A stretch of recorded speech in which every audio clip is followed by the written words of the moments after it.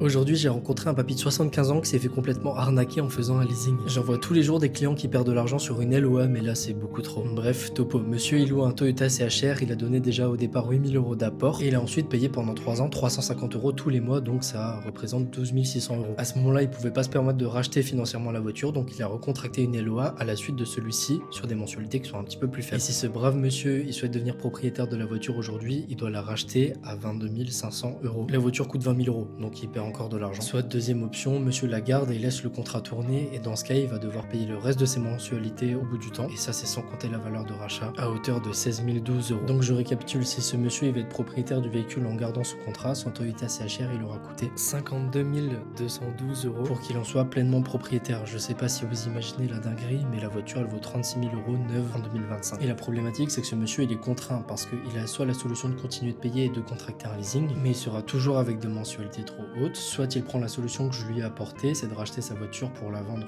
aujourd'hui, quitte à perdre un petit peu sur le moment, mais pour derrière acheter une voiture qui sera à lui, pas payée tous les mois dans le vent. Ma démarche de te raconter ça aujourd'hui, c'est que ça m'a réellement touché. Ce monsieur, il est vraiment super gentil, on a discuté super longtemps, et ce qu'il veut, c'est juste rouler dans une voiture qui est adaptée à son dos. Et t'as des personnes qui arrivent à lui soutirer autant d'argent sans scrupule, enfin, c'est beaucoup trop. Aujourd'hui, tu dois être méfiant dans l'automobile, et ça l'est déjà depuis des années, en fait, parce que si tu connais pas grand chose, bah, tu peux facilement perdre de l'argent, en tout cas. Personnellement, moi, c'est Jules, je suis professionnel de l'auto, et je t'apprends à bien acheter ta prochaine voiture par le biais des connaissances et des méthodes que j'ai acquis dans mon métier. Et je t'invite à t'abonner parce que je suis un petit gars qui te partage du contenu tous les jours et qui peut t'aider si tu le souhaites dans tes projets d'achat auto.